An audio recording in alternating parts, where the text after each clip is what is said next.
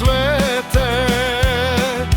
Bože mili, čuda velikoga, kucat ćede blago Nemanjino, 7 kula groša i dukata. Ne pitajte, braćo, čime mjeri Bog, zlato zemno ili djelo sveto. Gdje je vloženo, tu je rastajala, a što je građeno, vječno trajalo.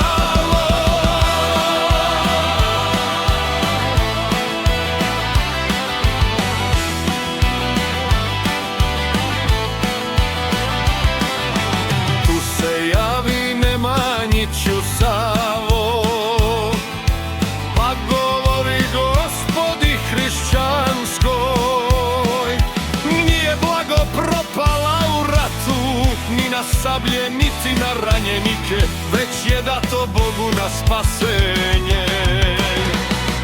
Ne pitajte, braćo, čime mjeri Bog, zlato zemno ili djelo sveto.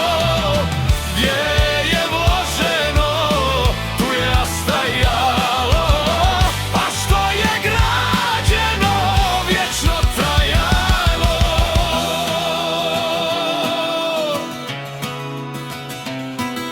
Jednu sagrađ Vilindaru crkvu,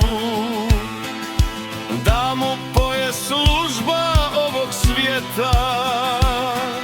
Drugu dade majci Studenicu, treću Savi Milješevu Svetu, da se Bogu služi do vijeka.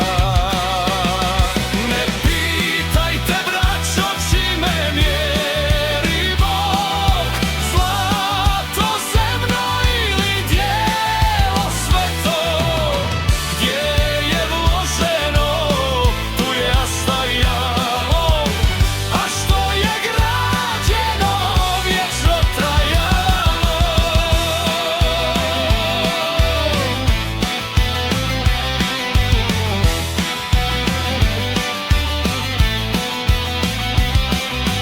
Tad povika Gospoda hrišćanska, prosto bilo sve što Nemanja dade.